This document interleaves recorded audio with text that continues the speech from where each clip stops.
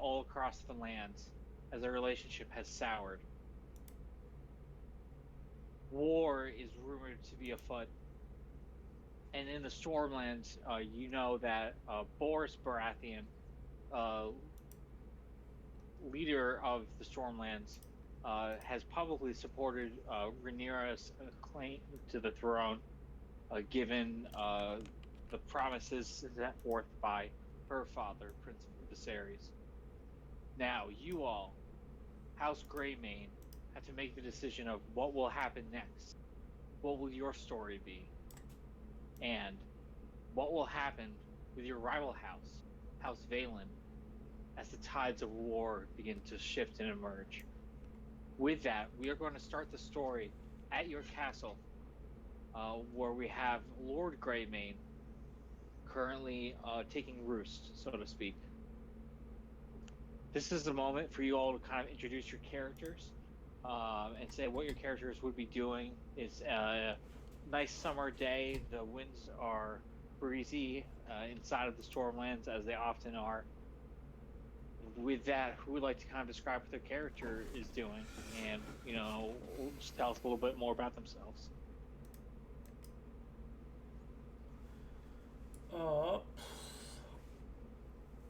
Well, I guess we'll start with the Lord is Heldred Greymane. The Lord of House Greymane is currently, judging by what's recently happening, and is currently just probably sitting inside of his God, what is it called? Like the main room of a hall.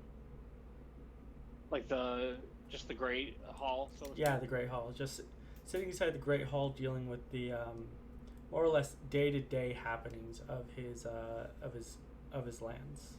Of course, with his trusted knight Kieran by his side.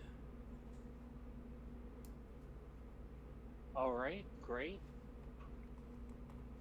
Who would like to kind of explain what their character is and what they're doing next? Okay, so if I'm there, Sir Wendell Klawe is he's a pretty large man. In his prime, he had he always had a high forehead, like a big mane of auburn hair, and trimmed manicured beard. But in the time since the Grey Skull Rebellion, he's kind of let that sort of go. The forehead's gotten higher, and the beard's just kind of everywhere now. He's never seen in public without the finest of garments, emblazoned with the colors of his knightly banner house. The blue, he's probably wearing a blue tunic emblazoned with topaz, like a brooch. It's like a crab claw that's jeweled with topaz. And if he doesn't have a flagon of whatever alcohol we make, he's bothering one of the servants for one. All right. So would you say you're also kind of in the Great Hall as well, just like dining and getting drinks from one of the servants? Yeah, I think probably Lord Greymane called his loyal bannerman to his side to advise him in these trying political times. All right. And last but not least, we have Heldred. All right. So Heldred's kind of a fairly tall, very heavily muscled, redhead. He's got this braided, forked beard that he takes a lot of care of. He's mostly bald, although it's not natural baldness. It's shaved, and he's also heavily scarred all over his body with a scar on part of his on the side of his mouth that makes it look like he's constantly scowling, which isn't far off from the truth anyway, but it does he does look sort of menacing. he's probably. I mean, let's see. He's probably. I suppose, if Lord Hector Greymane, wanted his counsel, he probably came from either the training yards or the sept, where he was probably praying. He also wears this. Generally, dresses in the colors of his house, House Volmark, which are colors of black and gray. Although he tends to wear the colors inverted, and he has the only piece of jewelry, or I guess like finery, that he wears is talisman of a seven-pointed star that rests on his chest. And yeah. Great, excellent. So as you all are, in the great hall and spending your time eating and drinking the food and copious amounts of ale, for you, my good Lord Klawe, or Sir Klawe, as it were, you're able to see the castellan Elias Storm come in and bow deeply before Lord Greymane and say, "My lord, we have 2 ravens for you." What is the nature of these messages? Well, begging your pardon, my lord, I took the opportunity to open up one of the messages, and it appears we've been invited to a wedding. The other message, however, bears the seal of the Iron Throne, and I dare not open it without your permission. Very well. Elias, I give you permission to open the Iron Throne's missive. Elias opens up the Iron Throne's missive, and his small gray eyes start to dart over the letters aboard the parchment, and he almost takes a step back as if in shock. And he's like, "My lord, you may want to hear this in your private chambers and with counsel. I don't know if you want the hall to become aware of this grave tidings I've just become aware of." Very well. Heldred, Sir Klawe, Kieran, come with me. You as well, Elias.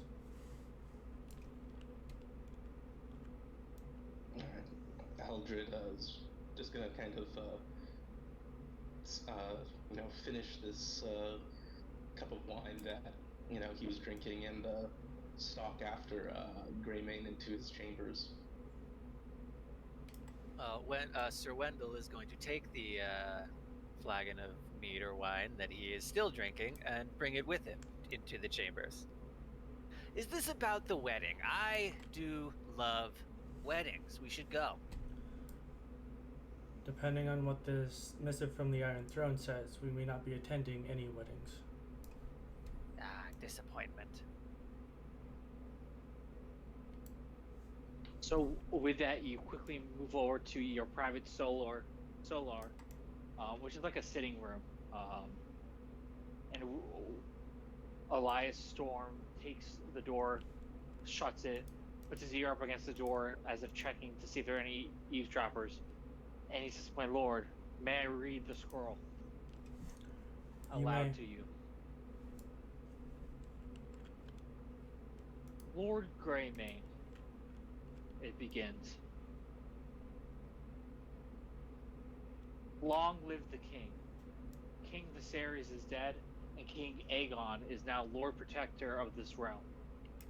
Let all loyal liegemen come to the Crownlands, come to the Red Keep, and pledge their loyalty to the true owner of this crown, King Aegon. We expect to hear back from you shortly.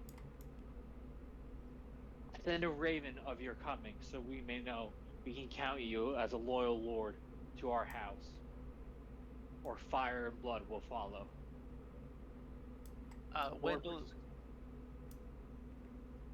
sorry.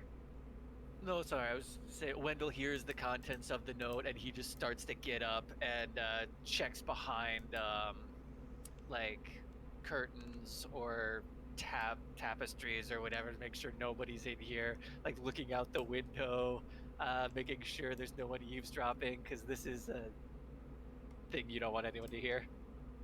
Make me a routine notice check. So that'll be 6 is the challenge rating on that. Oh well, I'm pretty good at that. And if you have notice, then you can add your as a bonus die. Then you can add that to the pool as well.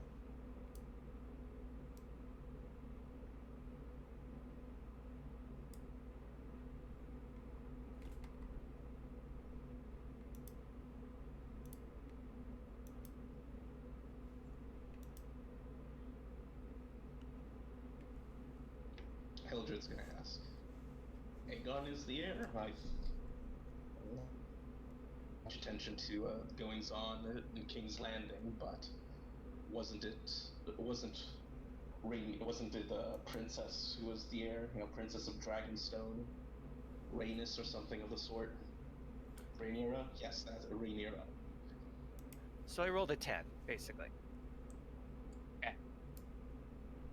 So with that, you succeed. You can notice that while there's no one near, like, kind of the doorway, near the window, it was slightly open, and there's a stable boy kind of below, paying attention to one of your very fine horses that you've groomed, who's kind of looking up at the window, almost trying to eavesdrop.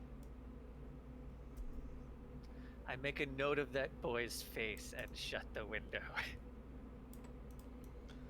Don't start the child killing immediately. Well, we might not have a choice. Okay. Well, Hector's as he's just maintain that family legacy. Yeah, Hector is who's just had the bridge of his nose pressed the entire time he's listened to this letter. Just looks up at Elias and says, I believe that Sir Volmark is correct. The next in line was supposed to be Rhaenyra. How is it that Aegon is being crowned Lord? Elias responds back, looking down at his feet for a moment before saying, I suspect this is the Game of Thrones that is being played. Queen Alicent was most fearful of Princess Rhaenyra and what she may do should she become queen.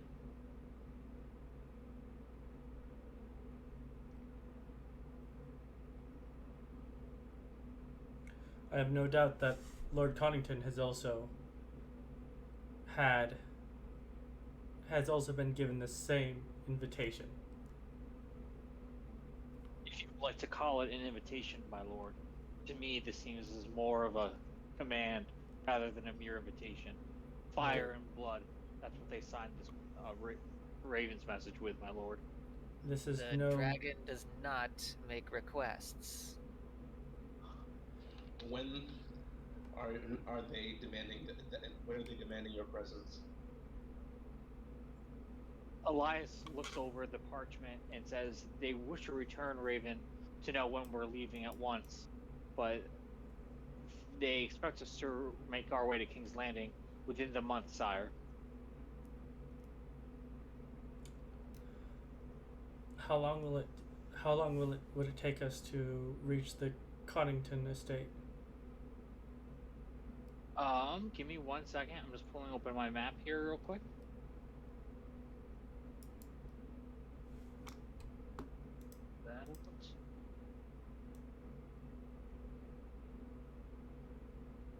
To reach the Connington estate would only take you several days. So it would take you 2 to 3 days to get there, at a reasonable rate. Because you're right on the coastline near Griffin's Roost, and it would take you a couple of weeks to get to King's Landing. So you have some time before you have to return or go to King's Landing. We are sworn to back Lord Connington. We must see where he puts his bed before we can lay ours. Yeah, if we end up on the opposite side, he can make things very uncomfortable for us over here. And we just pretend that we never received the message. I will say that ravens do get lost. Yeah, but that can only work for so long. They're gonna Well, before they send someone for realsies. I mean, for real. I mean, great. House Greymane is young. Not that important in the grand scheme of things yet, my lord. But, this is a very young house. We can just say, if a messenger comes, we'll just say, forgive us. This is a young house. We thought that we'd never received a raven, and we just simply assumed that it got we were beneath the notice of the Iron Throne, as opposed to such great and illustrious lords as houses Connington and Baratheon. Well, that'll certainly buy us some time, but eventually the decision will need to be made, as they'll come to us in person one way or the other. Yes. Well, at the very least, it gives us time to plan and, I suppose, marshal troops for whatever is needed. Yes. So am I to presume that the wedding invitation then is from Princess Rhaenyra? So the wedding invitation, he says, is actually between one house that you are very familiar with, House Valen, and Cunts.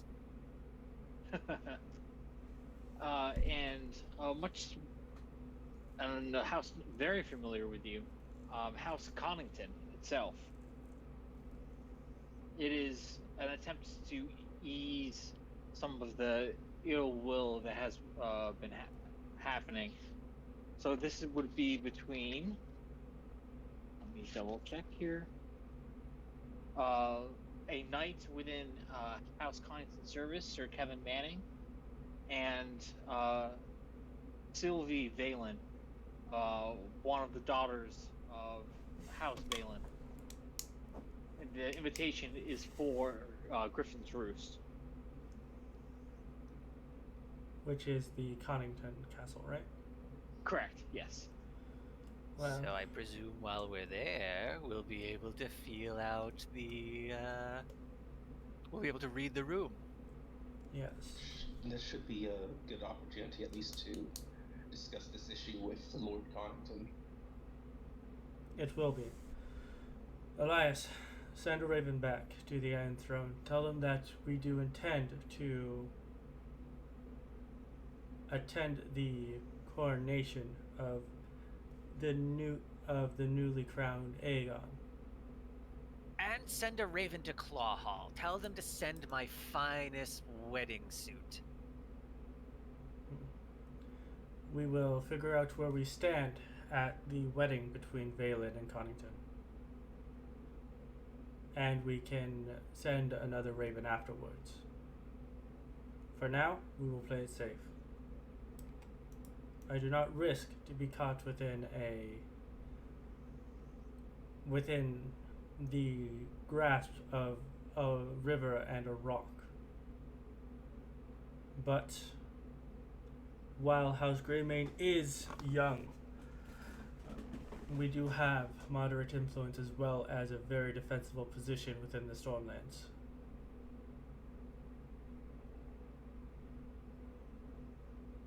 With that, Elias Storm looks at you and says, "It will be done, my lord, at once." For now, we prepare for a wedding.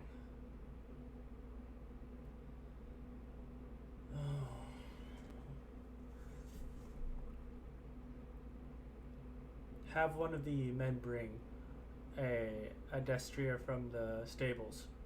That shall be our gift for the groom. Of course, my lord. And I can bring. I have actually on my character sheet a wagon and a mule, and if we could bring, I don't know, a cask or a keg or several kegs of mead from Claw Hall, that would be a nice gift for the bride as well. Yes. We shall remain civil. I know that House Greymane and House Valen do not have a very strong relationship after I rejected their assistance during the revolt. But we are all part of the Stormlands. We should try and get along as pleasantly as possible. But do try to keep eyes on your back. You never know when a dagger will reach it, or a gauntlet will touch your eye. Alright, but I'm making sure we bring a way better gift than whatever any of their knights are bringing. I doubt that the Valen family will be able to bring anything more valuable than Destria. I hate them so much. As do I. But this is a wedding that is being presented by our liege house. We must be respectful. Lord Greymane, please make me a status check. All right. And if you have breeding, then you can use that bonus die as well. All right. I will just double check my sheets. You have stewardship, but not breeding. Yeah. Okay, and it'll be 6 difficulty. Yes.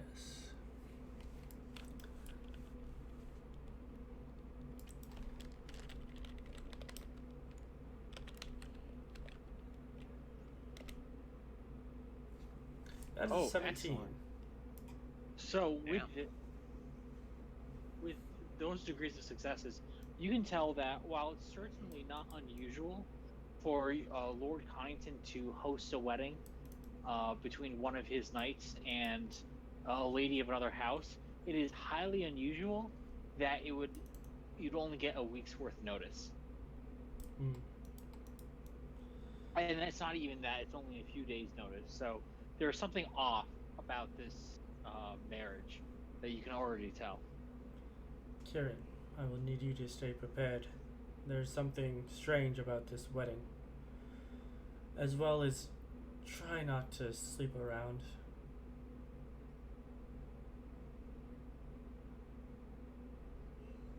With that, you're talking to Elias, correct? No, I was talking to Kieran there. Oh, Kieran. Okay, perfect. Kieran responds back, says, "I will do my best, sire, but I don't think sleeping around would be a problem for me." We shall see. Annie, at the moment, let us continue with managing the lands. We will leave in the morning.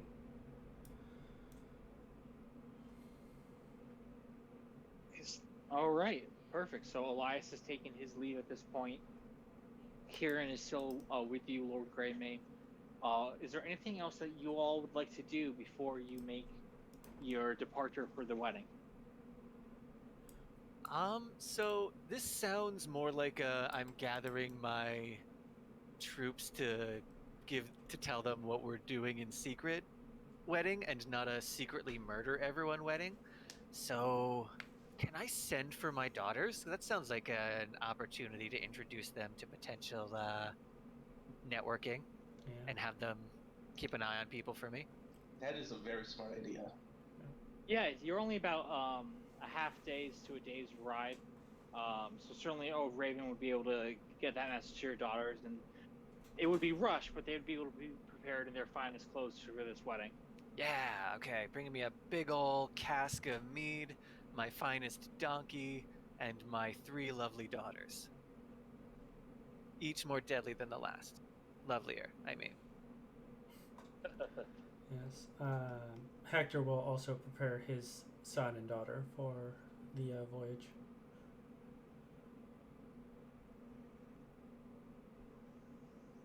All right. And then, Heldred, what will you be doing in preparation?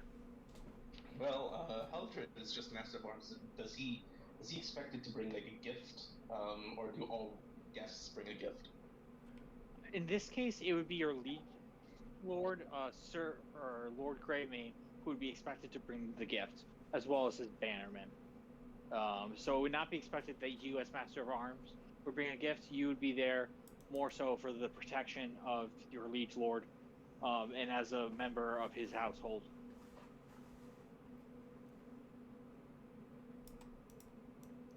All right. I guess we can bring the well.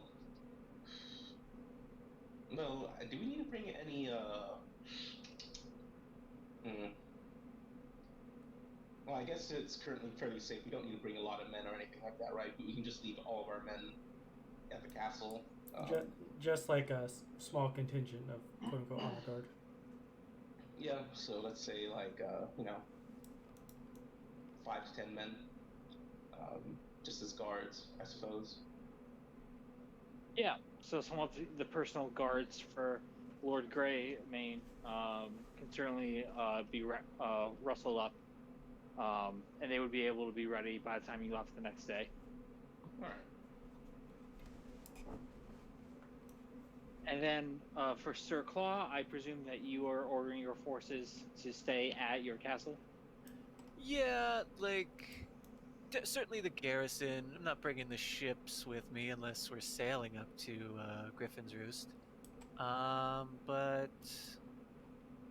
which I don't think we can even do. I'm not looking at the map right now.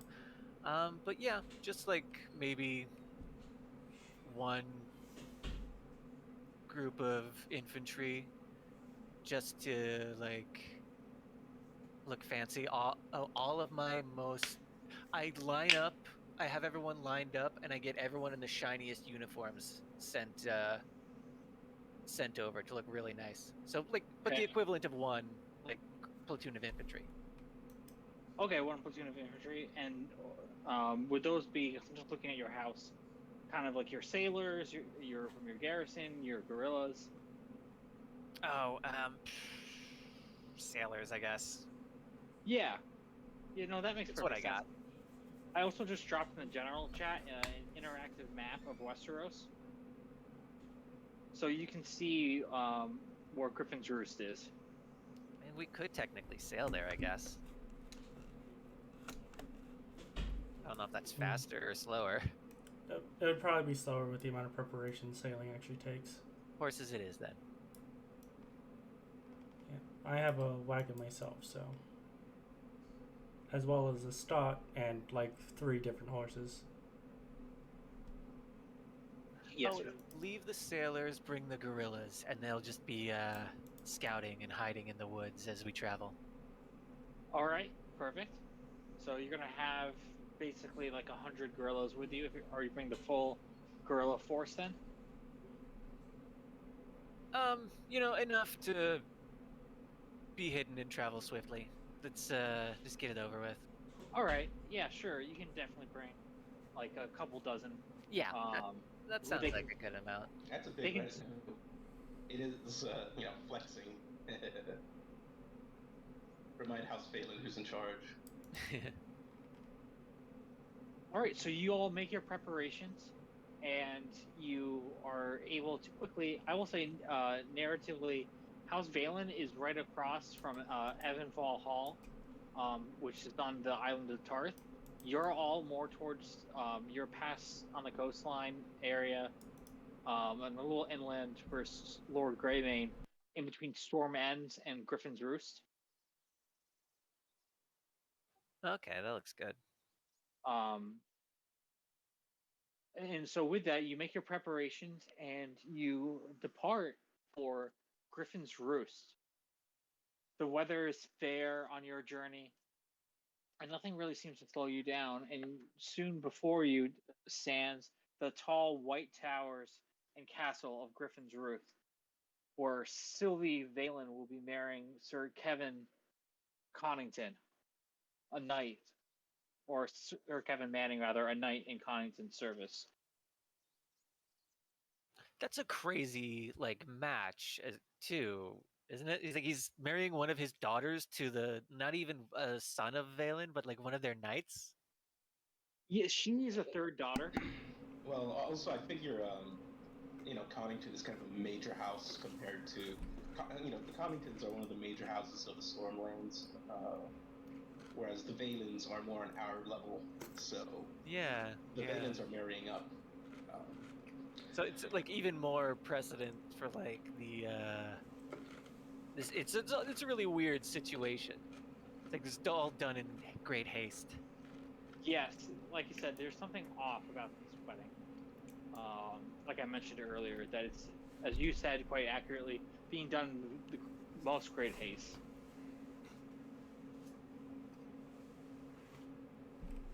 So with it, you will arrive at Griffin's Roost, and you can hear a herald shout, "My lords, welcome.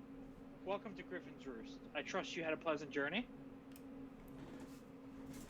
Indeed. We have come to spectate the wondrous wedding that is about to happen. Yes, it indeed will be the most wondrous of weddings, or at least we hope so, my lord. This is a blessed week for the House Valen or House Manning and House Connington.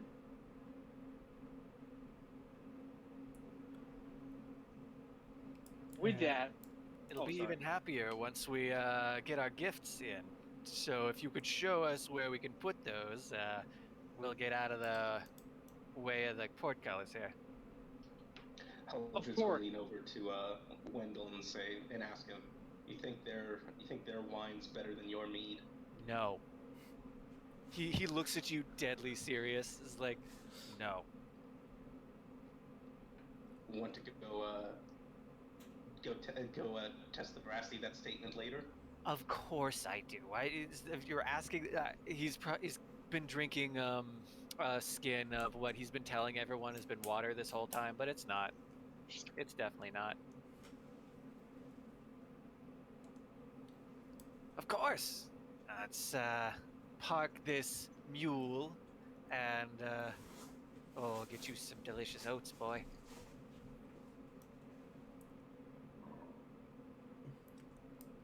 With that, a page nearby says, "I can collect your gifts, my lords." And he comes up, and he's got a few other young teens with him who look like they are responsible for taking all the gifts. Although trusting young teens with such an important duty seems a little ill thought of, to say the least.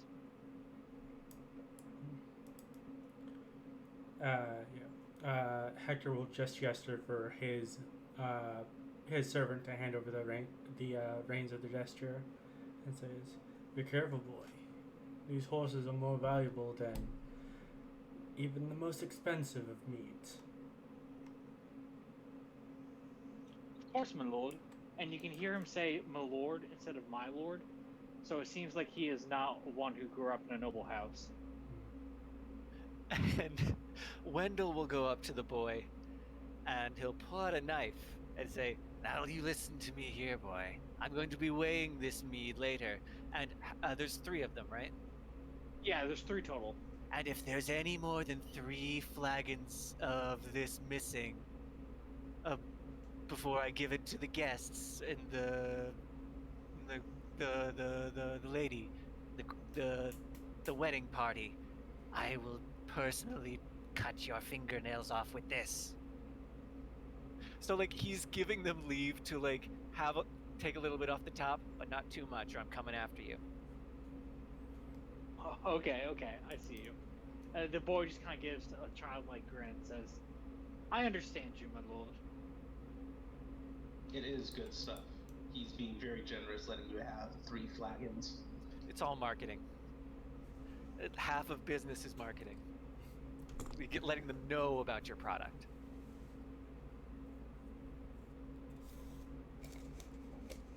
We're just capitalists trying to make our way in the Game of Thrones universe. Look, we need money to do anything, and this is how you make money. We're capitalists in a feudalist's world. And now all the stable boys will be talking about the greatest mead they've ever had. Yes, they will. Well, 'Cause they some stole of the it from a greatest. wedding. I will. We'll deal with that when it comes. You'll have to figure out who the other mead producer is. How's feeling? No, I'm just kidding.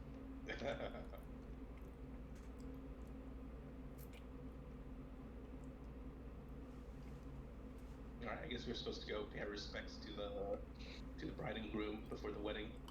Yep. Also, we should probably touch base with Lord Connington.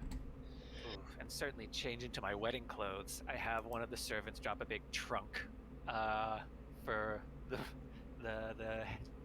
valets to take up to my quarters.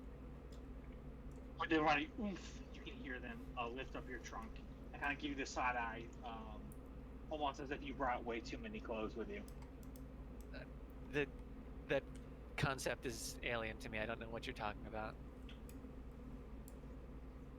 There's the outfit for the wedding, the outfit for the reception, the outfit for the bedding. There's a lot that goes into this. Have you remembered the outfit for your mule? The meal. My night is ruined. Well, I guess I could use my drinking outfit, but I'm gonna be the laughing stock of dinner. You mean you don't just wear one? You didn't just wear one outfit all the way from Claw Hall to Griffin's Roost? Well, yes, but I'm not wearing that to dinner. He just looks at it. It's got like a minor tear on the shoulder. It's like, in fact, this is garbage now. I don't need this is trash. I'll throw this out. He rips the shoulder off and just throws it on the ground. Heldred has brought like one change of clothes, and he may need to get the washerwoman to take a gander at his clothing for the wedding, because he's not, he spent a good chunk of his life at sea, and so he's just used to smelling like shit. I imagine that most people only have like one or two actual changes of clothes. They have the noble clothes they wear every day, then the noble clothes they wear to events. Well, I figured we'd have more just due to being nobility, but yeah. I think like the major nobles will have more changes of clothes, but Wendell spent a lot of money to like put on airs and try to be fancy. Yeah. Whereas Hector is very much a more straightforward person. Exactly. Heldred's just here to break skulls, so. Mm-hmm. And we shall see how that goes. I guess into the hall, and Hector will go make his way to greet his liege lord, Lord Connington. With that, Lord Connington looks at you and says, "Lord Greymane, what a pleasant surprise to see you here so soon." Lord Connington, as soon as I saw the information, I knew that today would be a wondrous day. Although, it surprised me that a wedding was happening so soon. Yes, well, love does find its way, doesn't it? And sometimes love calls for betrothal at once. Lord Connington, I received a missive from King's Landing just the other day. Yes, I believe I know of what you speak. This conversation would best take place in private and not near the Rubes. Yes. And, Lord Greymane will nod his head and says, "If that is the case, then please, lead the way." And with that, he looks at your companions and say, "Will they be joining us?" They know the message's content, so if you wish for them to join, they will. Yes, perhaps it is best that we all meet together and discuss what is to be done next. With it, he leads you into his private chambers, into a large, it looks like a study, where there are a great many books about which in this realm showcases your wealth. You can tell that Lord Kyneton is quite the reader. Well, it seems like fire and blood is going to be coming to our houses one way or another, isn't it, lad? Yes. I sent a raven saying that we intended to attend the coronation, but before I truly made a decision, I needed to see where you stood. I don't know how I feel. The late king, bless his soul, had made it quite clear that it should be Rhaenyra who should become queen next. However, it's always been a son that's taken the Iron Throne. So it becomes a question then, do we respect the late king's wishes or tradition? If a man can't even name his own heirs, much less a king, what use is there in being a man? You have it right there. My inclination is to support what I guess now would be Queen Rhaenyra and respect the wishes of her late father. It seems that there is a Game of Thrones of being set afoot here, by none other than the Queen Mother Alicent. Yes. Well, if that is the plan, it's best we act upon it quickly then. Which one is at Dragonstone? Is that Ares or Rhaenyra? That's Rhaenyra. We best send a missive to Dragonstone by Raven at once. Yes, I feel that you are right.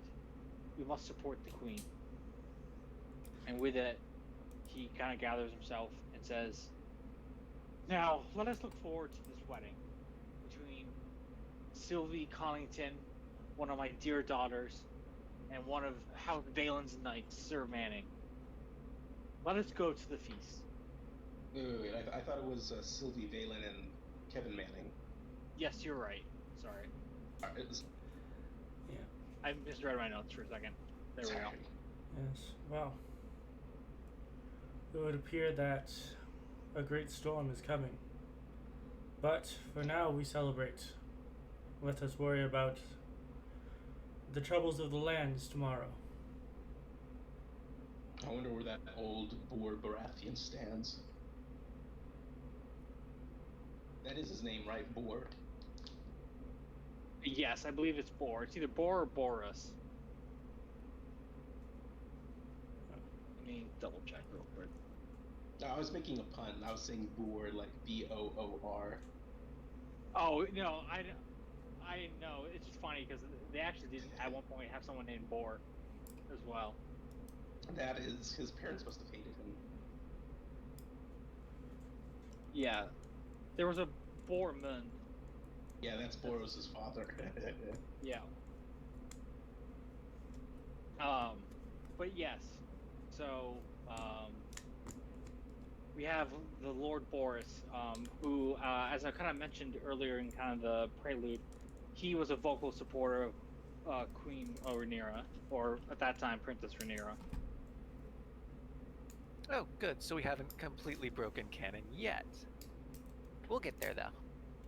Yeah, that is the goal of any game like this. You always have to find a way to break canon. Yeah. Just wait until House Greymane stands on the Iron Throne. Goodness. Anyway, but yeah. So, I guess we'll go join the festivities. Yes, before- Wendell will change into his feasting clothes and Is it complete with a bib? join the party. The bib comes up. The bib is my clothes, and then I throw out this outfit at the end of the feast. Oh, okay.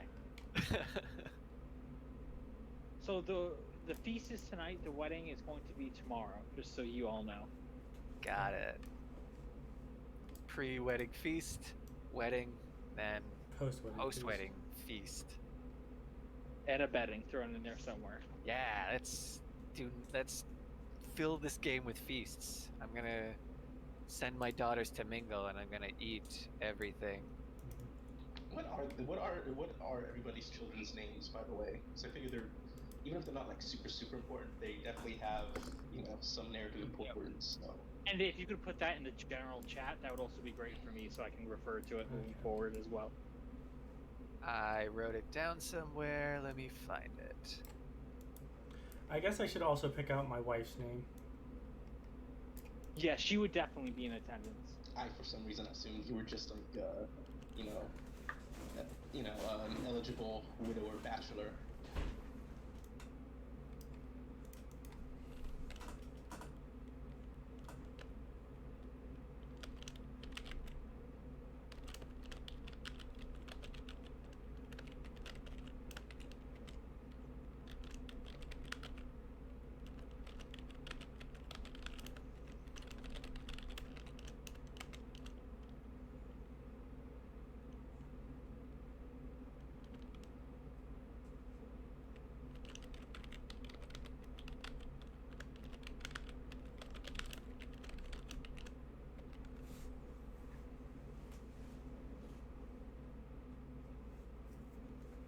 Thank you, Lord Greaymane. I like that name, Herod.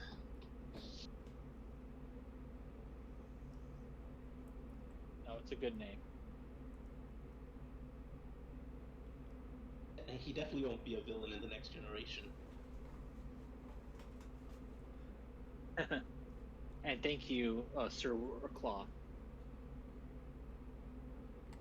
So they're all currently in the Great Hall Room, mingling, being introduced to other nobility at this point.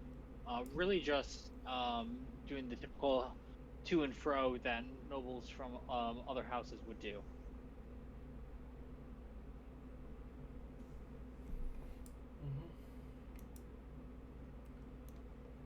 All right.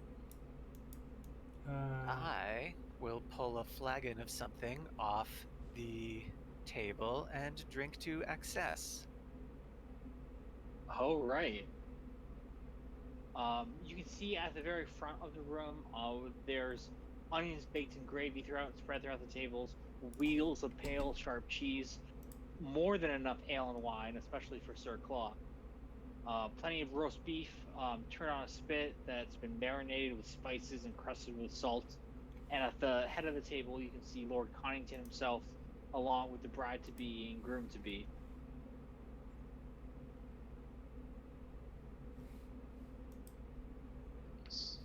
Is the wedding on the morrow, or is it like the day after, or? On the morrow. Okay, alright, so this is just kind of, sort of pre-wedding dinner and everything, okay. It's kind of like the rehearsal dinner. Alright, okay. And you can see, in this case, Sylvie Valen eagerly munching down food at the high table.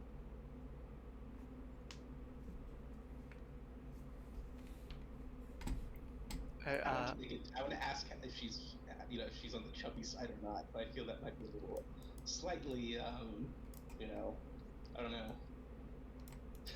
Is she? So she's thin, but you know what? Make me an. Oh, she's one of those. She's like one of those Korean girls who can somehow put away like a ton of food without packing on any pounds. Make me a 9 difficulty awareness check. Well, I only have awareness 3, but sure. It's called having a it's called having a corset. Yeah. And not too bad, 13. All right, so you succeed. She is rather thin and athletic shape. Seems like she's quite active in getting to and fro. But she has a small bump on her belly that's barely discernible. Oh. Well, that does explain the speed. Yes. Now, does Heldred keep this to himself or not? Would That's up Heldred to tell you, sir. Hector?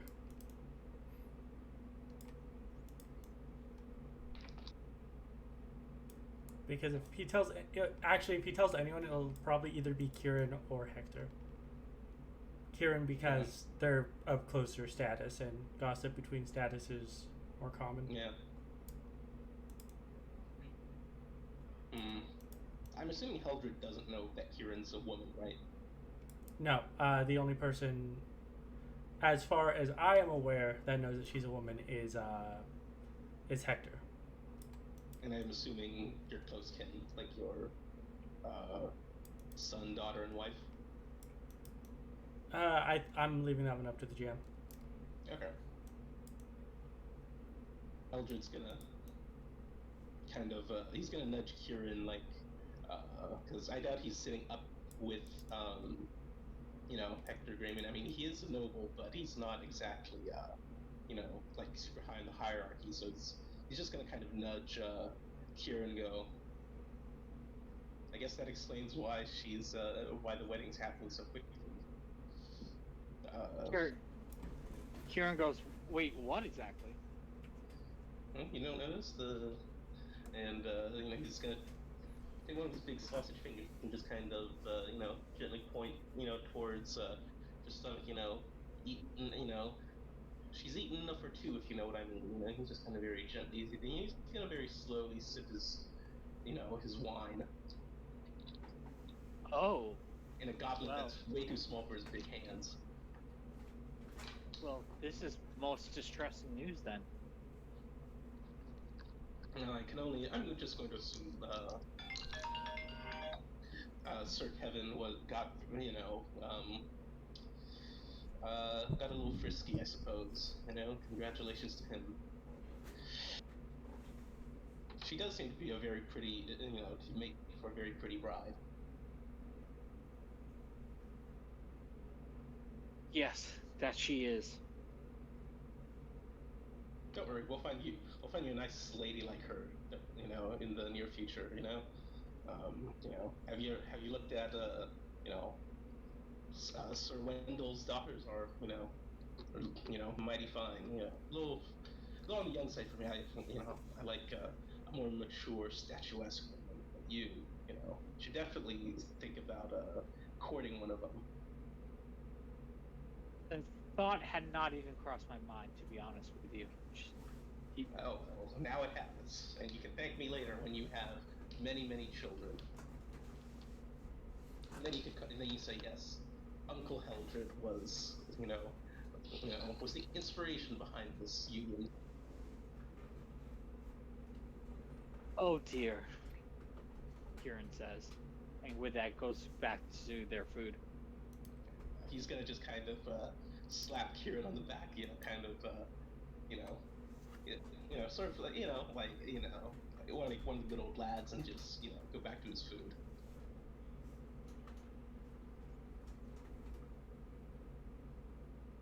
All right, what is everyone else doing during this great feast?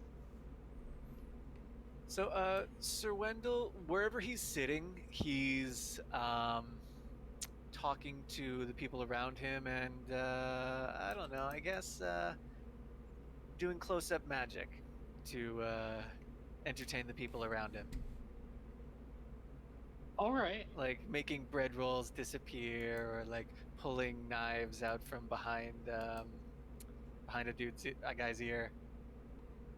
Just for fun, make me a thievery check. I was hoping you'd say that. Heldred can also make bread rolls disappear. He sticks them in his mouth and then they're gone. 14. And he doesn't without gagging either. You make many coins appear, disappear. You play magic with the cutlery, and manage to even take some jewelry off some of the lords and ladies who are around you, and then present it back to them, surprising them with your skill. But not for real though. Just a bit of fun. So, And he'll parlay this into, that's crazy about this wedding, huh? It's going on, pretty fast, all things considered. Yes, it is most unusual that a wedding, even between two great supposed loves, would happen so quickly. Yeah, do you know anything about the bride and the groom? I don't know much about the groom, but I know that the bride has a guardsman named Sir Ethan Hogg, and he seems constantly in her presence. And he does not seem thrilled to be here, to say the least. Oh. A secret love. Oh. Too bad you don't know about first part yet. Huh. Well, he's probably, sounds like he's probably not too thrilled. I think we've seen him. He doesn't look too thrilled about the goings on. He looks very dour. He's the guy. Well, sorry, he's the one with the with the that boar on his standard. Yes. I mean, his name is Hogg. Yes, yes, it is. Bit of a plain fellow. Shame to throw your family's future away for something like that. Yes, it is most strange. But I suppose that's why you marry like. Oh, yeah, that explains the hurry then.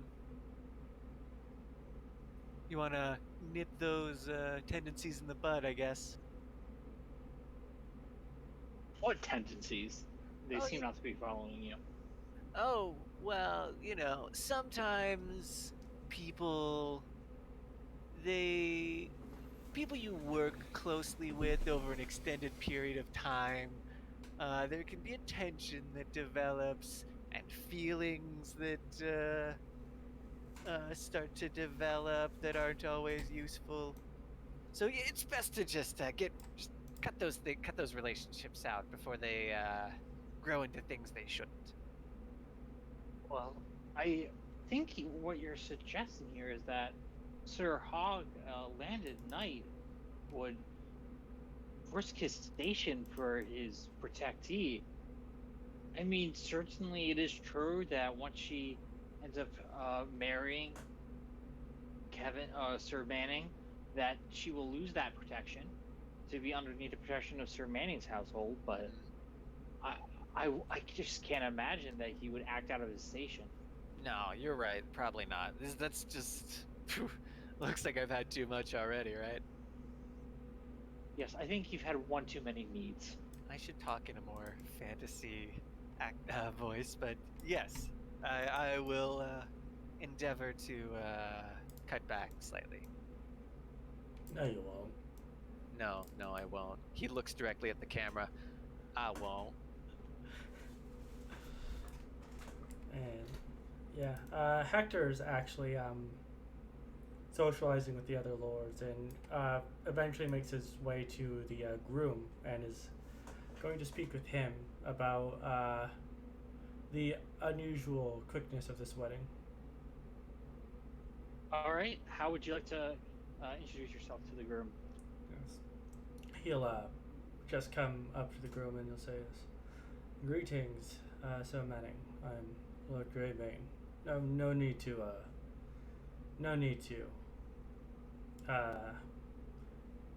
have any to.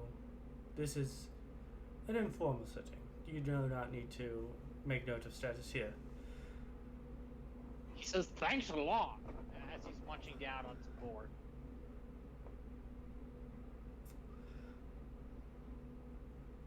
Tell me, Sir Manning, how is it that this wedding happened so quickly?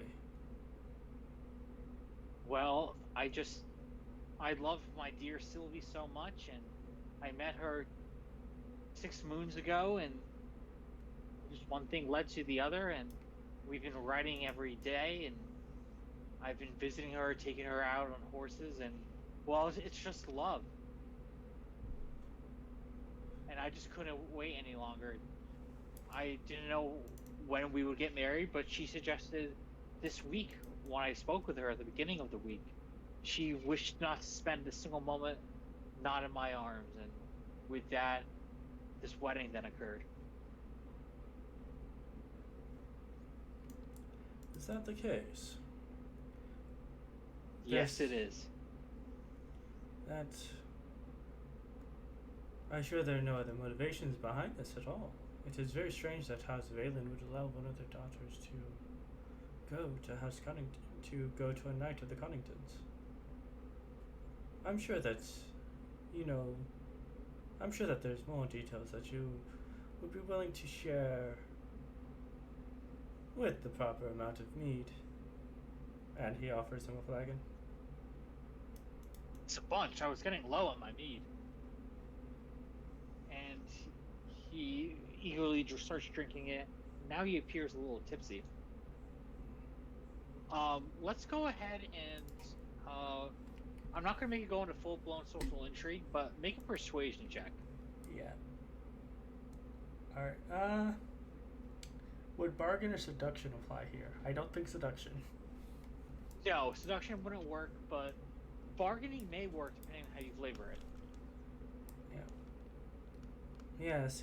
As long as we keep this conversation going, I'm sure that the mead will keep on flowing.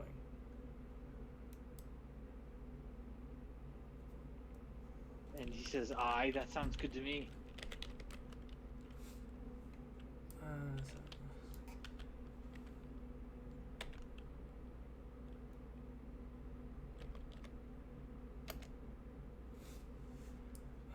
So let's see. Let's see if that's actually correct. So 10, 7, yep, that is correct. 19. Oh, wow. All right, then. So with it, he confides in you, well, it is believed that House Valen is on the rise, and that House Tarth is looking to make an alliance with House Collington, and this is the first step in that. The fact that Sylvie's so attractive is just a bonus for me.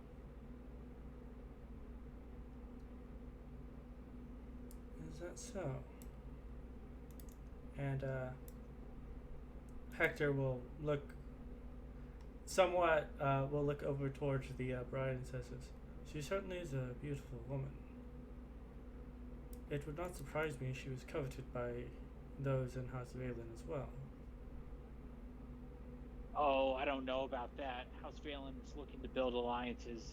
I don't think they would be much happy if they wasted one of their own men on her. Well, sometimes they don't necessarily have a say in the workings of the heart. But what matters is that she will be your wife, and soon you will know the joys of having a family.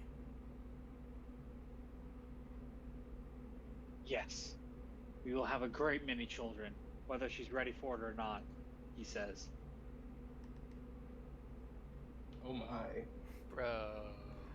Sexual style. Yeah. Dang. This guy, he fucks. Yeah, he wishes he did, and says this. Yeah. We're about to find out he's a cuckold. That's how this is going to go down. Yeah. It says this. You said that you have spent you have visited her many times. Has it progressed past what would be considered decent by the common people? My good men, I would not besmirch my lady's dignity and honor by doing anything indecent with her before the wedding. Oh boy. Oh boy. I see. So, this is not a wedding of convenience then. That is a weight off my shoulders. As he pats Sir Manning on the shoulder and says, I wish you a happy marriage. And as a token of my appreciation for being invited to this wedding, I have brought you one of my well-bred destriers for you. A fine warhorse that will serve you well. Thank you, my lord. Thank you. And Hector will once again pat him on the back and then make his way over to his seat and sit down and just kind of stroke his beard as he watches.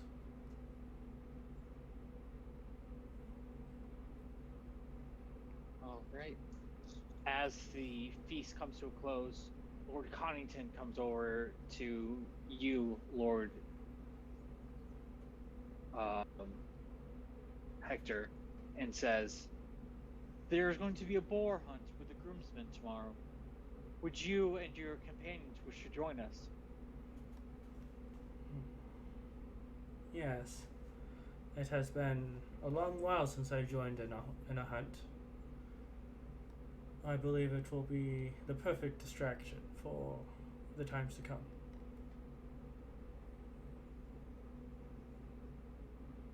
Perfect. We'll see you as the dawn rises then. Hmm.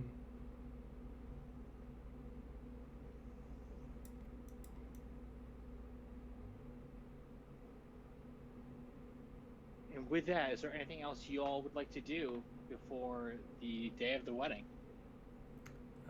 I think I would like to pull my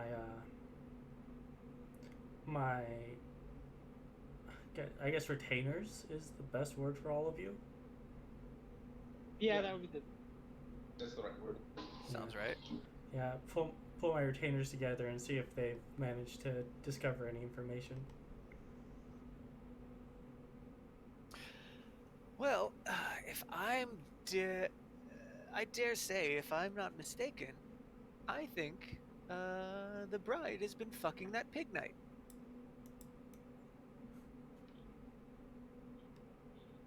And How did you come to that conclusion? I don't know. Did you see him? He doesn't look too thrilled to be here. I mean, could just be he's pining after her. Yeah. You know, that description makes you think that you know, what woman wants to fuck a pig? I know, right? It's such a terrible thematic standard. It's just bad storytelling. In any case, yeah. I don't know, I didn't really notice anything. Bride did seem very hungry, though. I think she was eating for, you know, I think, you know, her husband may have put a baby in her a little early, hence the whole speed of the wedding. wow. I imagine that if I put a baby in a woman I loved, I'd be pretty angry to see her marry another man too. According to the groom, Sir Manning, he has not laid a hand on his bride. Not him, the pig knight. Oh. There's Does, there's a boar hunt going on tomorrow. Is he We will. gonna does be Lord there? Manning have any other kin? Actually, you know what this means? If Well, I suppose if there's infidelity going on, I'm not a man who wants to see see another being made real coupled, but he could get some if we could prove that this Lady Valen has been making the beast with two backs with somebody not her groom to be. Suddenly, there is now a very available bachelor in the service of our Lord, who somebody's daughter could, make her way into his heart. That would be a bit too straightforward. We must be careful. As I was saying, there's a boar hunt happening tomorrow. Chances are is that the boar knight will also attend. We should be wary if he is indeed the father of the alleged child within the bride. And I assume that we are having this conversation in as private a place as possible. Yes, in your lord's chambers. Yeah, I assume that's where we were. if he's responsible for putting the babe in, allegedly putting a babe inside the bride, he may not stand for the Sir Manning's transgressions upon what he feels is his, especially not considering Sir Manning's mannerisms. Well, if everyone's hunting tomorrow, it sounds like the castle should be fairly empty. We need someone to stay behind and rifle through other guests' quarters. Yes. See who. See if anyone knows something they're not saying. If you wish to do that, then be my guest. I've already promised that at least myself and Kieran shall attend the hunt. But Well, our main priority will be protecting Sir Manning, just in case. I suppose I'll attend, but I don't know if I'll be doing much hunting. I'll just make sure that if it gets too dangerous, somebody can intercede and yeah. I mean, I'll just go as your bodyguard. well, not to worry, my lord. I intend to drink entirely too much tonight that the servants won't be able to arouse me with a trumpet corps. You were going to drink that much anyway. Ah, and he touches the side of his nose and gives you a wink. Alright, well, be that as it may, we have an early day tomorrow. We shall ensure Sir Manning does nothing, that a hunting accident does not happen to Sir Manning. And if something were to happen to the Boar Knight, well, that will just be icing on top of the cake. To the kick to the bollocks of House Valen. Not to mention, we can hold the information of the bastard child over them. Speaking of which, are there any other members of Houses Manning and Valen here? So of House Manning, that would be no. So Manning, he is a landed knight, so he did not have any children from a previous marriage, and he doesn't have anyone else here directly, besides his association with the Lycanians themselves. The same cannot be said, however, for House Valen. House Valen has the leader of their house, who is currently present, named Trask Valen. He's the lord of their house. Yeah, that's the man that that hates me.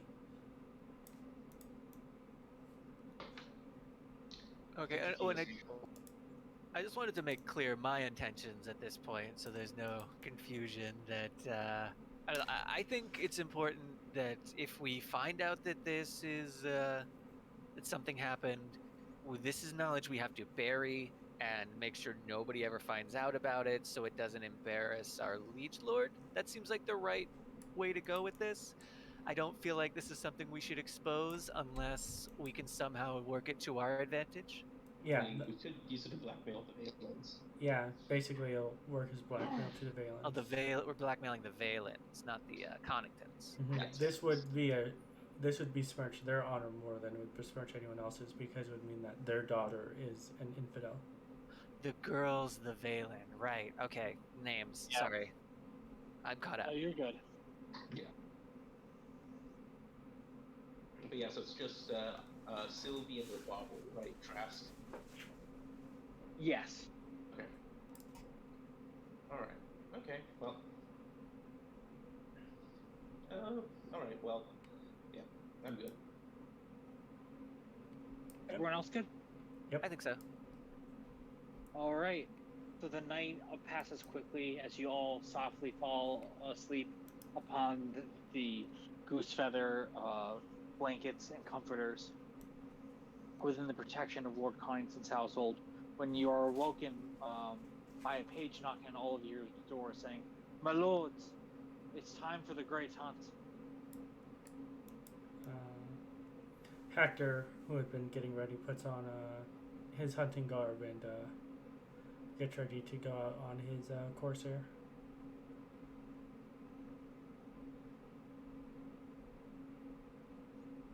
Very good.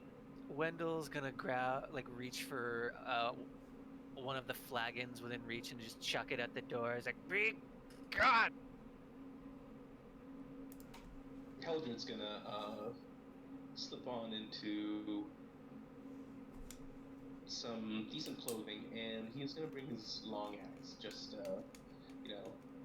just in case. I mean, he's not really hunting himself because he's not really it's not really a big thing on the Iron Isles, unless you're going hawking or fishing or whaling. But yeah, he's just going along to make sure that nothing happens to Hector or Kieran.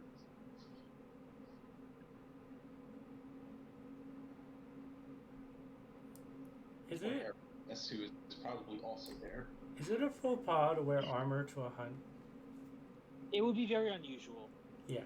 Okay. Yeah. Yeah, he's just gonna go and, as I said, like courtier's garb and a long axe, because he's not really trained with spears. Yeah. Hector has his halberd slung off of his courser, as well as his bastard sword on his hip. All right, very good then. So you take this great hunt. Let me go ahead and make a survival check.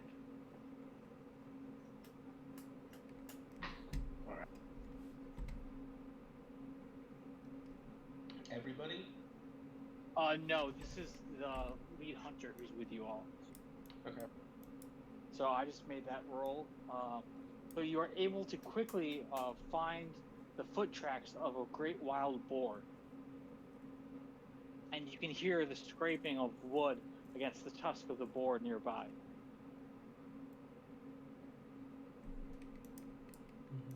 Mm-hmm.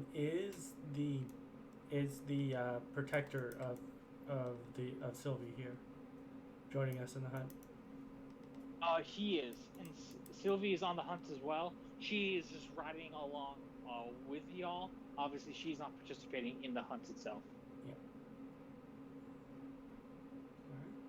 All right. Yep. Hector will just stay by the side of Sir Manning as he follows along on the hunt. All right, very good.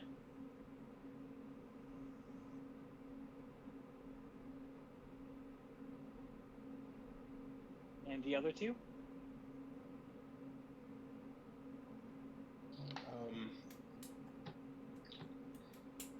Wait, can you repeat that? He was just following Sir Manning on the hunt, I believe is what Rex said. Mm-hmm.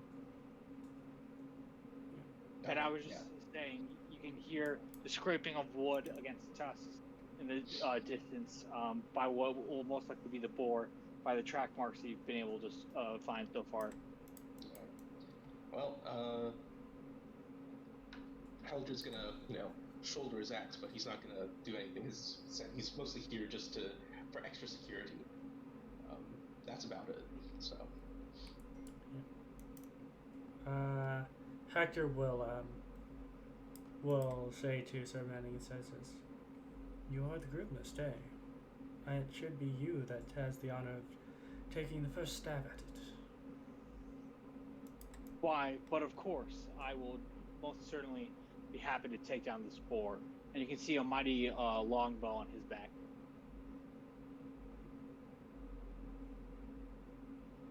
Hector has his hand low towards his slung halberd, ready to draw it just in case, as he keeps an eye on the Boar Knight. I don't even know if that's his actual fucking name. It's just that what he's being called at this point. His name is Eaton the Hog, so you could call him the Hog Knight. Hog Knight, there we go. Yeah. It would be 100% accurate to call him the Hog.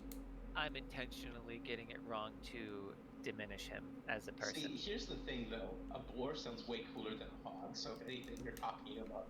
Yeah. Well, I've been calling him Pig Knight. Yeah, he's been calling Pig. I just, because he was calling Pig, I thought, oh, it's Boar. Because boars and pigs are basically the same, but hogs are different. Yeah. They're all swine.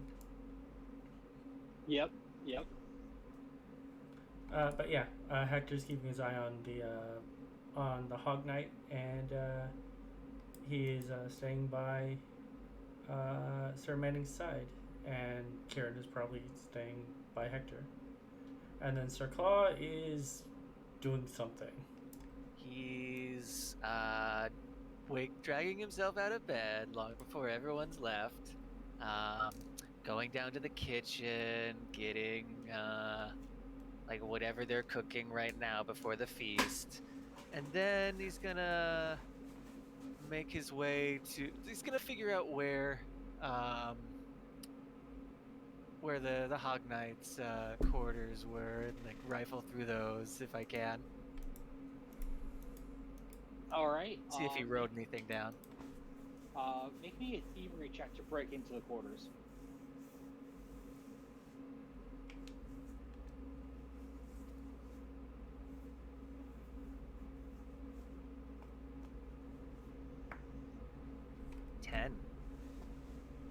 That is just enough that you're able to break inside the quarters. And then make me an awareness check to see if you find anything in particular. That's notice. Yep.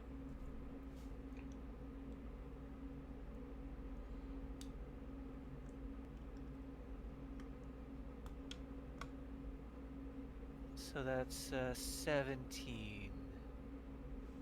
And which was the Lord's or Sire's place you're breaking into? Just want to make sure my notes are right. It was okay. I haven't remembered his name. It's the knight, the knight I suspect of sleeping with the lady. Sir Hog. Sir Hog. Oh, I thought it was his title was Hog. That's even more embarrassing. Sir Hog. Yeah. His last name is actually Hog. It's quite embarrassing. With that, you were able to find some secret letters between him and Sylvie, with her proclaiming her love for him, and how one day she hopes to give him a babe. Ooh, spicy. I'll save these for later. So you take them? Oh, yes, I'm taking them, of course. Or if I can, no, I can't scribe them down and leave them here. I have to take them. All right, so you take them.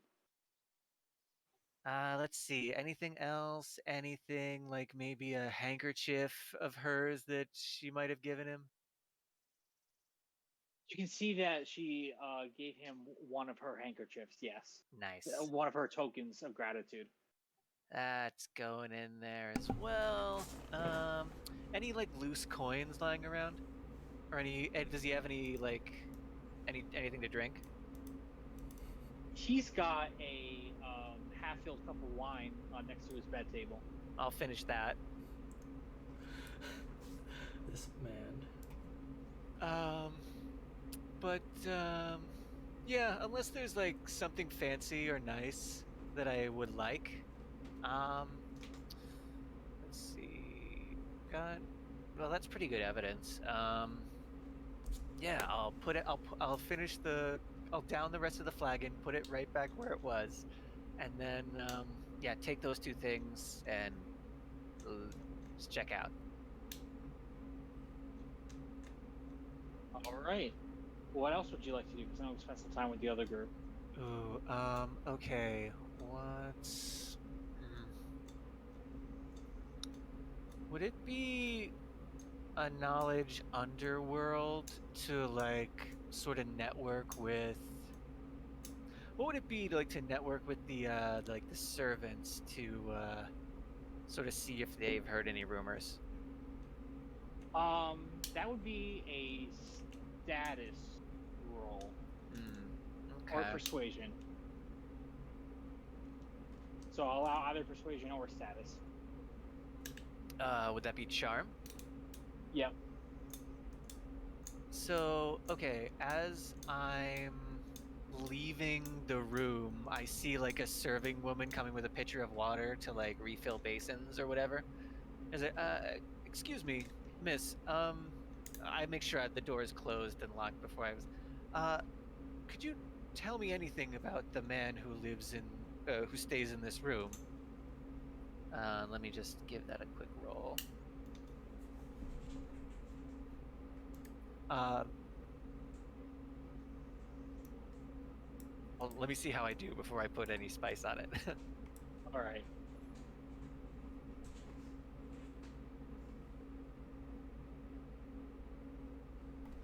So 9. You succeed exactly.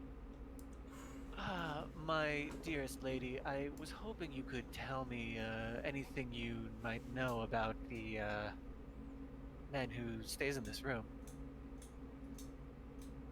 I know that he does not spend his nights alone, if that is what you're asking. Oh, that's on the right track. Perhaps you could give me some idea of who he spends his nights with? And he pulls out like a silver stag and he like puts it in her hand. It is the dear lady, Sylvie Valen, who spends her nights with him. I caught them once when she was leaving in the wee hours of the morning.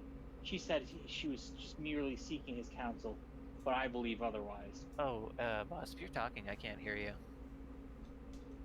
Can you hear me now? I can hear him. Yeah, I can hear him. I don't think he can hear us. When Popo, can you hear us?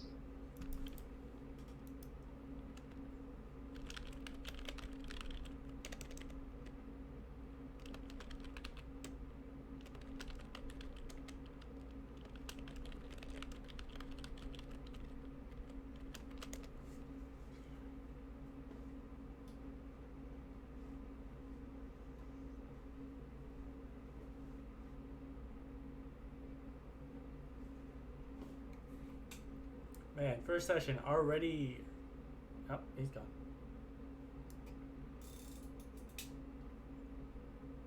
Can you hear us? I'm gonna take this as no. Can you hear me? Let's see if it's anyone specific. I can hear you, yes. I can hear you.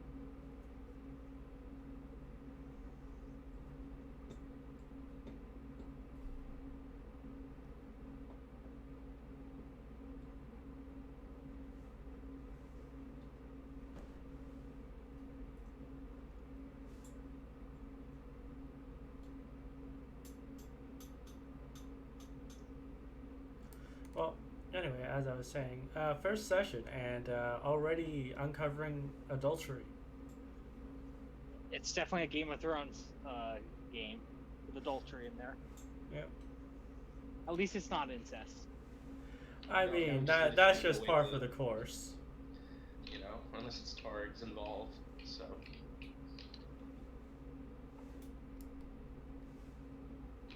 I definitely think we should, you know, announce this to, to all involved. You know, kind of stick a thumb in House Phelan's eye, or blackmail them.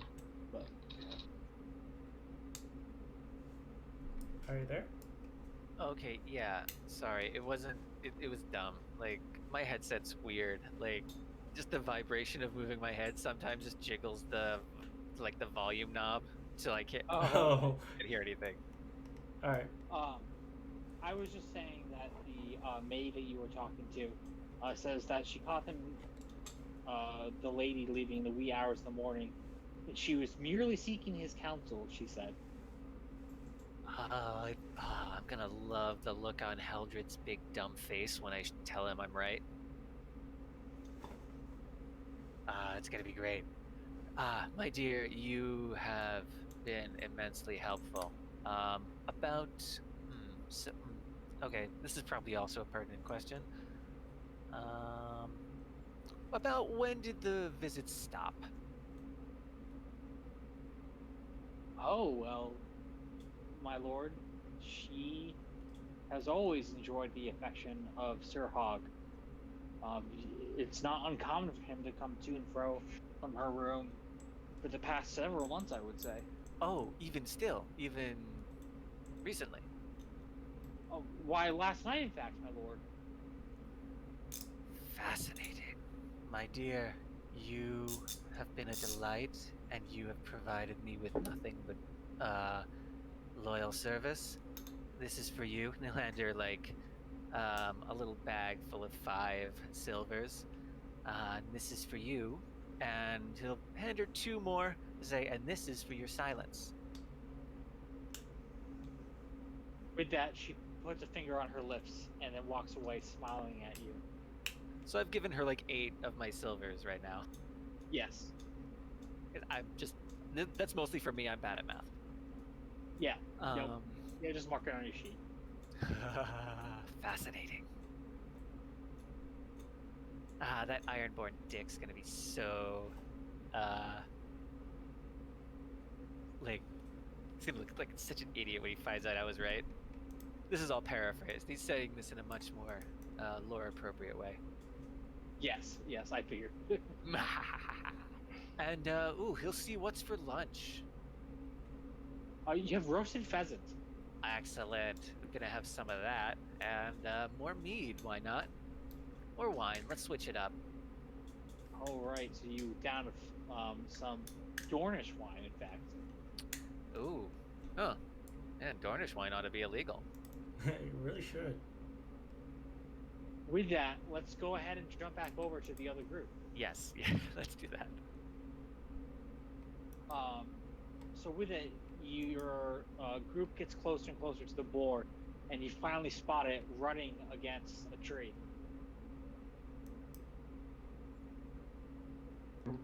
Did you say rutting against a tree? Yes, I did not Rubbing? mispronounce. Rutting or rubbing? Rubbing. Okay. Yeah, rutting is a very different thing. Yeah, I think know, the way they like. I was Yeah. like, I need to make sure I didn't mishear that. It's sharpening I'm glad I its did. tusks. But yeah, like the way they rub their tusks sort of on trees to Okay, wear it down. Yeah, Which yeah. I think that Yeah. might actually be called rutting. I'm not sure. Well, then who knows even what anything is anymore?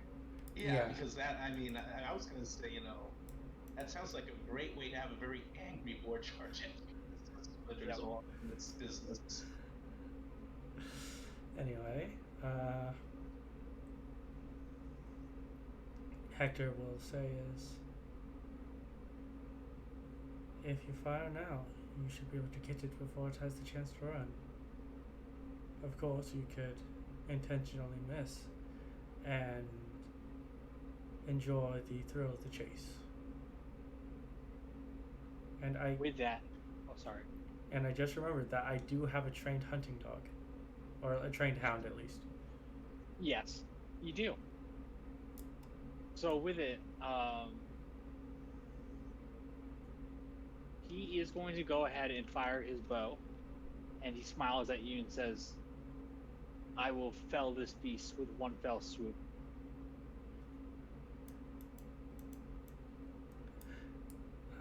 I doubt he will. Oh yeah, he missed bad. It's so bad.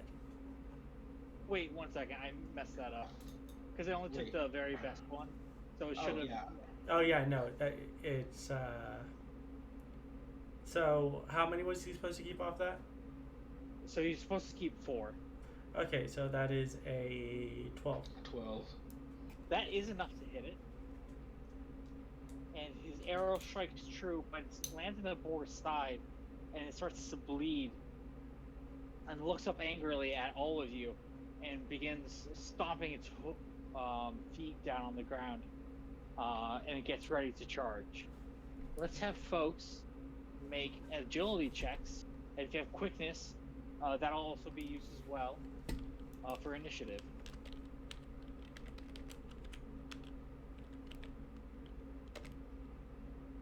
I have a 6. Alright. I think Kieran rolls 3d6 for this one.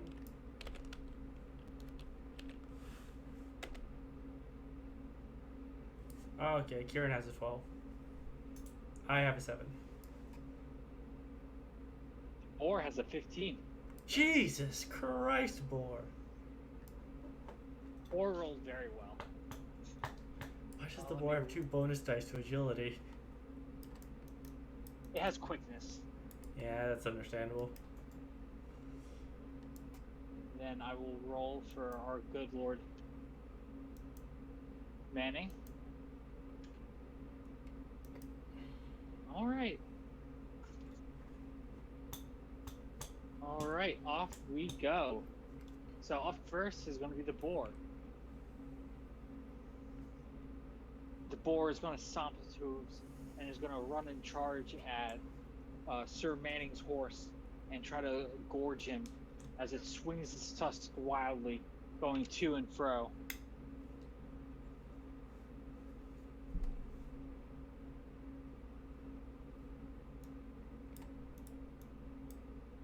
Yeah, I probably got him.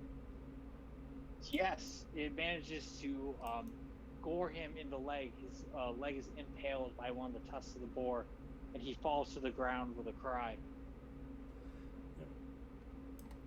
I think Kieran is next.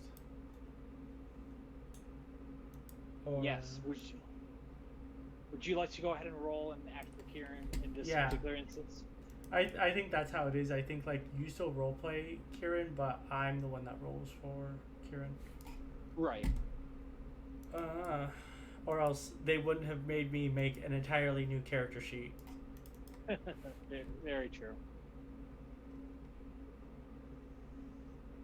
Alright, so Kieran will be using her spear.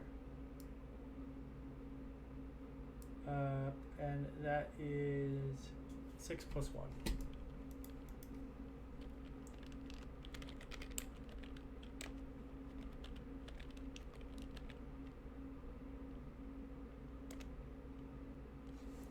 Oh, wow. Yeah, 17 to hit. So you beat its combat defense by 2. Not by 2, but by 2 steps. Meaning your damage happens 3 times. Oh, in that case, I believe that her spear is just athletics. So that is... so that would be 9 damage.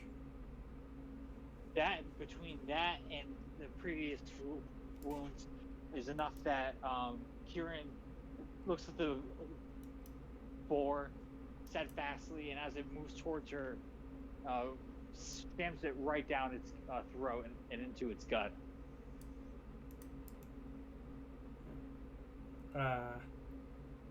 Hector will jump off his horse and attend to, and well, not really attend, he's not trained in medicine, like just kind of pull some cloth and wrap it around the impaled leg and say, well, you shot true, but not well enough. It is but a flesh wound, my lord. Yeah, so well, let's get you to the Meister so that you're not bleeding during the ceremony. Yes, but I will gorge myself on this mighty beast tonight. Yep. And it won't be the only thing I'll be gorging on. Gross. Yeah. I feel like he might also qualify for the title Ignite. It's a close competition. It's a close competition. Yeah. You know what? Maybe they all deserve each other. I mean, you know what they say, when you sleep with one person, you sleep with everyone they've ever slept with. I was told that, yes. Alright, so it sounds like you all are going to head back to the house to find the maester to tend to his wounds. Yep. Alright. 2 of the young squires nearby throw the boar aboard a horse to bring, or a couple horses actually, to bring back to the house. And you find Maester Lodric inside of his little bedroom area as you bring in Sir Manning to be treated, as his wedding is just in the hour.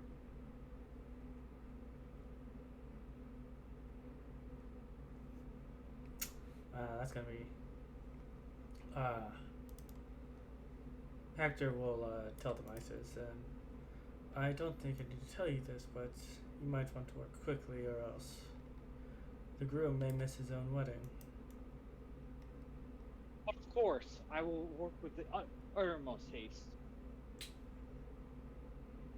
And Hector will leave the man in. Will leave Sir Manning in the Meister's hands as he goes to find Sir Klawe. Oh yeah, he's waiting in your quarters. He's got a tray of the pheasant that he's just eating from as you come in. Ah, my lord. Pheasant? It's terribly dry. Just to warn you. Can you believe it? Ugh. I will wait for the feast later. What have you been able to uncover? Well, you are not going to believe this. He pulls out the love letters he found from Sir Hogg's quarters, as well as the handkerchief. And I'll tell you what I heard from one of the servant girls, that she visits him with great frequency, even up to this very night, last night even.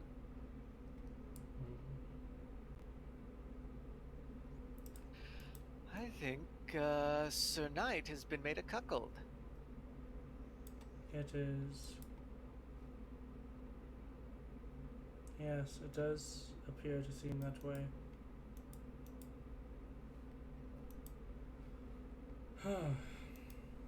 Should we tell Lord Connington of this, or should we keep it to ourselves and hold it over the God, I can't even remember their name right now. The Varen family. The Valens. Valen. Well, what do the Valens have that we could possibly want? We could use it to ensure that they side with the Queen. Well, we could do that. We don't exactly know what they're doing anyway. But I'm sure if we're going to do something, our Lord would appreciate us doing it quickly, as the wedding is within the hour. I think just asking for gold should, enough gold to invest in some new holdings would be, just plain simple, something that they can't retract later. So. A gift for our gift. In reciprocity. A symbol of friendship. In the and unity in the coming war.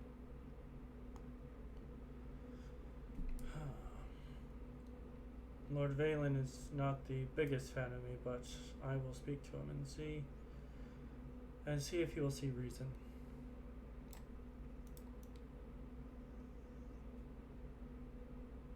If that is your will, and I will support it. And Hector will gesture for the letters. I'll hand them to you, and the handkerchief and everything I have. Hector will look over the letters. He'll take the most damning of them, and then he'll return the rest to Sir Klawe as insurance. Good idea. It's good to not have all of them in one place.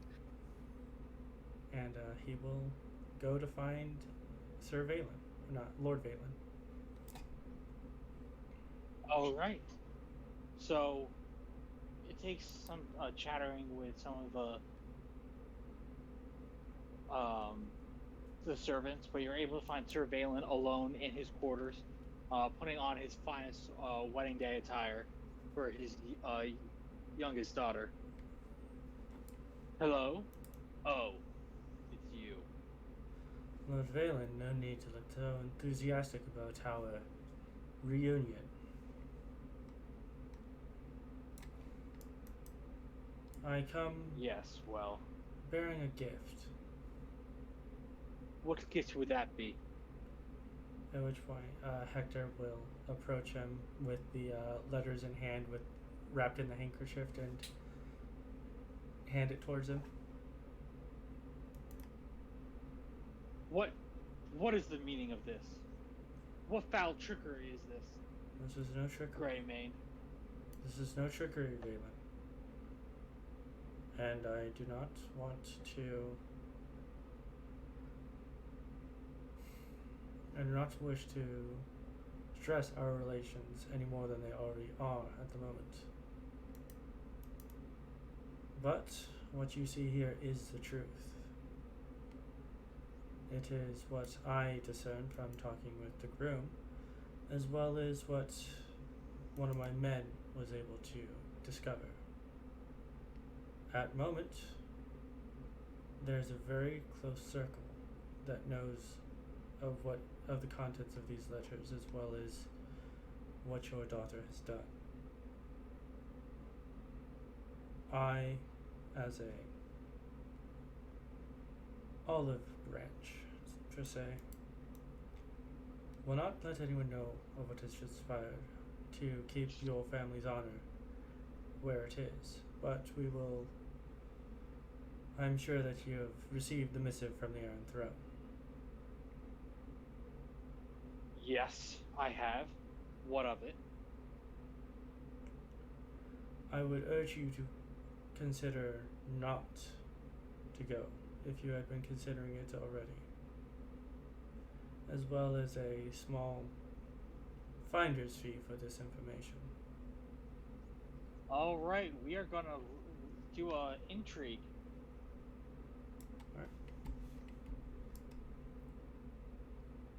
I have a feeling this would be bargain.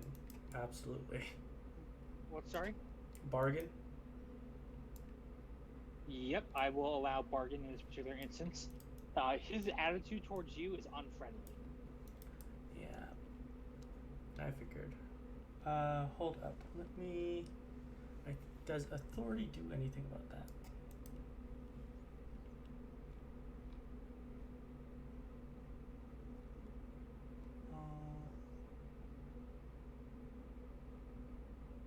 Authority.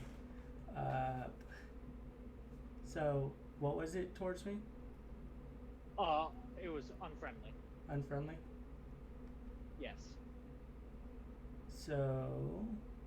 Okay, it's only a -2 to the roll then. Okay, perfect then.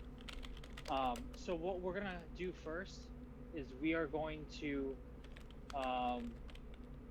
We already have the disposition down, so we're gonna go ahead for initiative. So you're gonna roll your status roll, and then I will roll my status roll.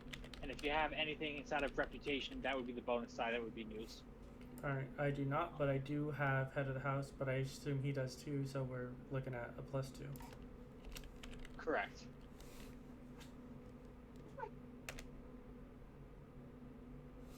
Oh, that's not a good one. It's better than his though. Holy shit! Jesus. He got very unlucky. That is statistically highly unlikely. That is very. Oh my god. Wow. Holy shit.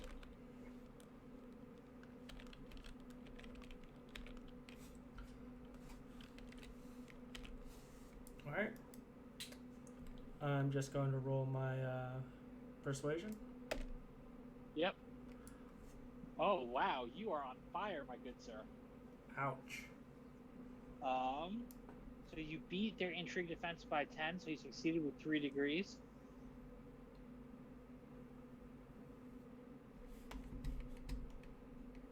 You bring your influence to 9. Okay. He is going to try to bargain back with you, but he seems to have been very much swayed by your rolls. Or words, rather. Sorry. And I presume your attitude towards him is unfriendly as well. Yes, as much as Hector wants to be friendly with this man, he can't. This man took his eye. All right, he got an 18. I believe my intrigue defense is a 13. With Kieran around. And you do reduce it by being unfriendly as well, so yeah. the Well, 18 that minus. no, the -4 is already included. Okay, I just wanted to make sure. And so with it, you're going back and forth. So he's influencing you, saying that this is just as embarrassing as it is for the Conningtons, as it is for him. Yeah. Yes. And this will be a secret that stays between us then. Something that is never to see the light of day. Although I suggest you deal with your knight that has besmirched your daughter's honor.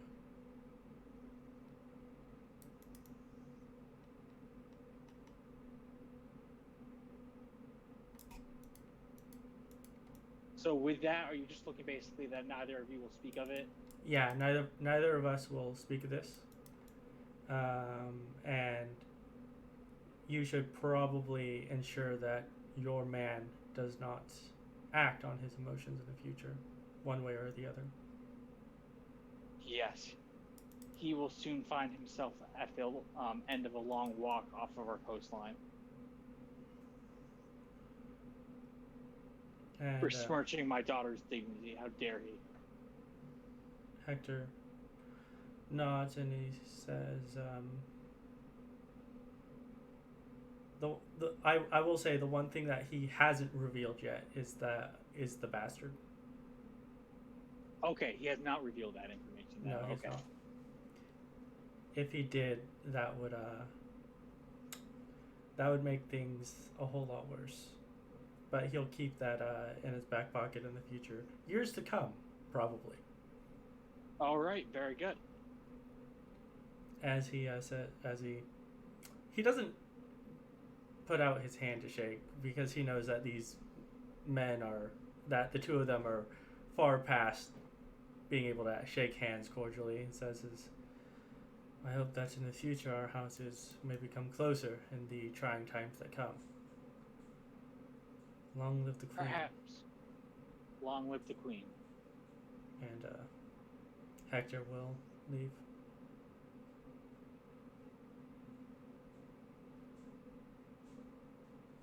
All right, with that, would you all like to do anything else? Would you like to regroup with the rest of the group? Yeah. All right, very good then. Yeah, back at the quarters, Wendell's trying on a series of hats to make sure he knows which one he's going to wear to the... I probably shouldn't wear a hat to the ceremony itself. That would probably be bad. I don't think the Seven like that. Yes. Hector comes into the room, his hands crossed behind his back. He says this.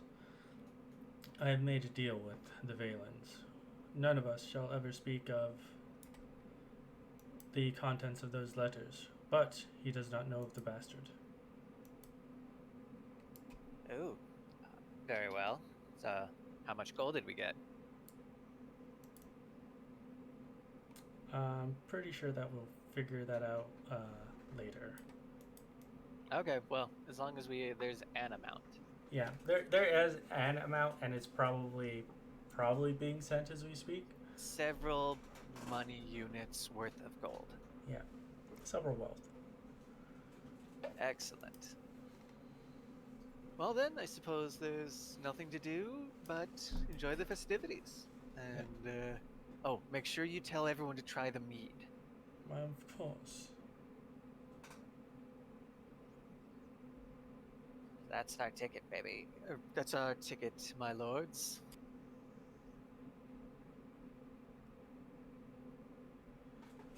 With it, you can hear the music of down in the Grand Hall. The wedding ceremony is about to commence. Alright, time to go watch the wedding. I imagine that Sir Hogg isn't there.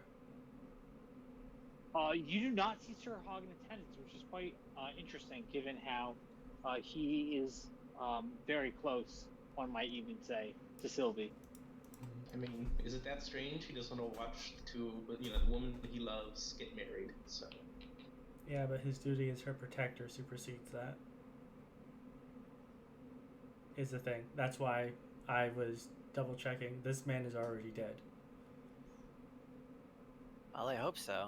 Then he won't be able to spoil the reception. Ah, my dear lords of whatever. And he'll start schmoozing with people on the way.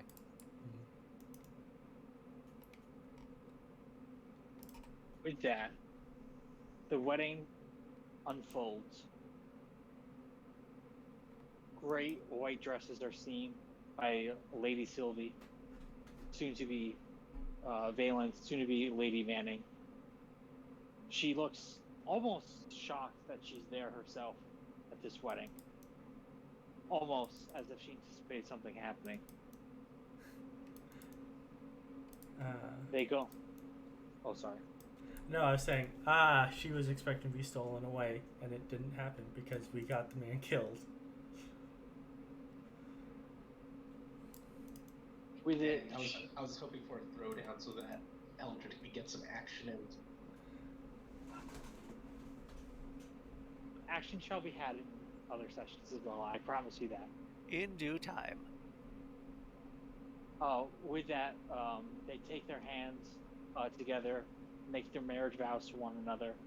Sir Connington looks proudly upon them, whereas Lord Valen looks almost contemptuous of this young man in front of him.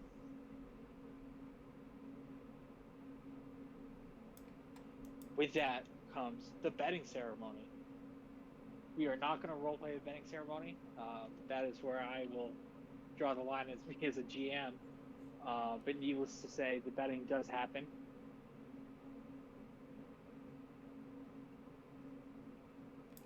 And with it, as night closes and ale and meat is consumed, you can hear a mighty roar. The foundations of the castle shake. And you can hear the echoing sounds of what sounds like thunder approaching. And that is where we are going to end our session. Oh, shit. Oh, boy. Oh, that's fun. Well, do we get any experience for this? Yes. So you gain 8 experience this session. All right. Oh, boy. All right.